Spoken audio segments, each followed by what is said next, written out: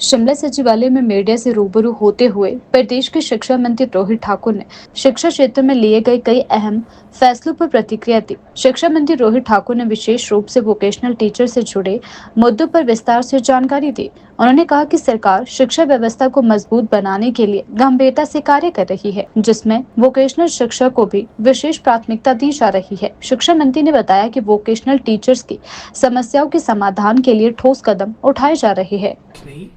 अधिकतर जितने आपके प्रदेश है उसमें लगभग आपके डायरेक्टरेट्स कंसोलिडेट हो चुके हैं और इन्हीं लाइंस पे चाहे केंद्र सरकार की बात हो, अन्य प्रदेश सरकारों की बात हो, सरकार की यही सोच है कि क्वालिटी एजुकेशन और साथ में प्रॉपर मॉनिटरिंग जो हमारी नीति है, कार्यक्रम जिसके माध्यम से हमारी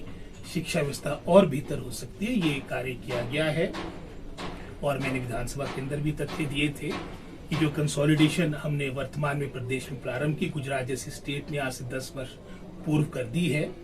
चाहे हमारे पहाड़ी क्षेत्र जो हमारे साथ लगते जम्मू कश्मीर है, उत्तराखंड है, चाहे उत्तर प्रदेश है, सभी मैं समझता हूँ इनरोलमेंट को में कमी देखते हुए आपके स्कूलों को कंसोलिडेट किया गया है। कुछ बातें अवश्य जो आई है क्योंकि अब नई व्यवस्था है, कुछ समय के साथ मैं समझता हूँ इसमें जो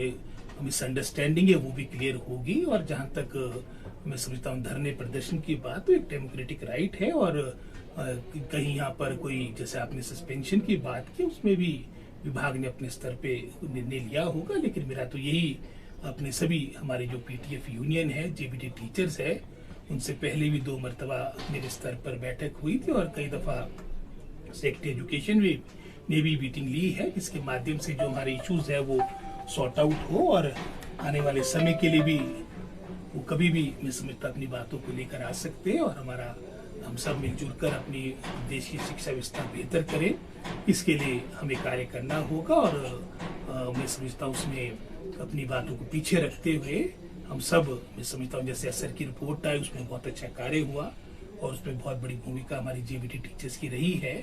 और हम सब चाहते हैं कि प्रदेश, हिमाचल प्रदेश जो पहले से लेके शिक्षा के क्षेत्र फर्स्ट स्टेट्स में गिना जाता था, लेकिन पिछले कुछ वर्षों से चाहे वो नेशनल असेसमेंट की रिपोर्ट थी उसमें हम 21st पोजीशन में पहुंच गए थे 2021 में,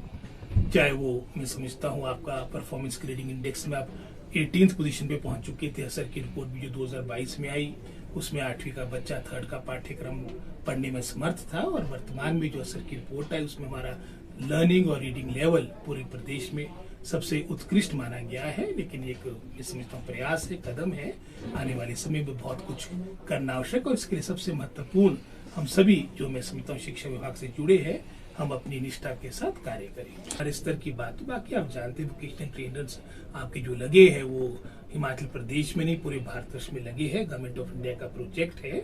और उसमें भी जो प्रदेश सरकार कर सकती है, बल्कि आज भी हमारी बैठक हुई, उसके लिए निश्चित रूप से प्रयास किए जाएंगे। सर, शिक्षक जो आपके डिपार्टमेंट में कई जो आप जो है स्टेप्स उठा रहे हैं कि 10 साल में जो शिक्षक यहाँ बैठे हैं उनको भी उनका युक्तिकरण किया जा रहा है, कोएड भी किए जा रहे हैं बंद करने की जमा, तो सर उस पर क्या सरकार आगे बढ़ रही है? क्यों नहीं बढ़ रही है? और आप समझ सकते हो और इस बात से आप सहमत होंगे कि 2.5 वर्ष में बहुत से कदम उठाएंगे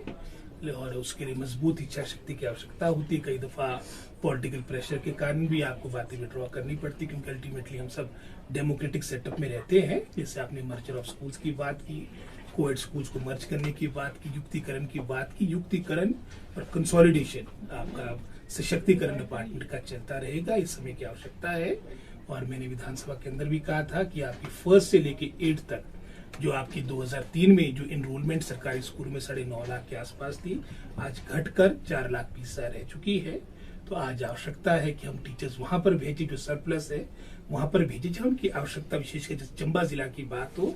हालांकि हमारा फार फ्लंग डिस्ट्रिक्ट है, अगर आप तुलना करेंगे जैसे कांगड़ा हमीरपुर में कंपैरेटिवली स्टाफ पूरा रहता है, लेकिन अगर आप इनरोलमेंट की बात करेंगे, इनरोलमेंट चंबा में ज्यादा होगी लेकिन इन जिलों में कम होगी। तो हमारा प्रयास है कि जो सरप्लस स्टाफ है ये भी एक व्यवस्था लाने की प्रयास किया जा रहा है जिसमें उनसे ही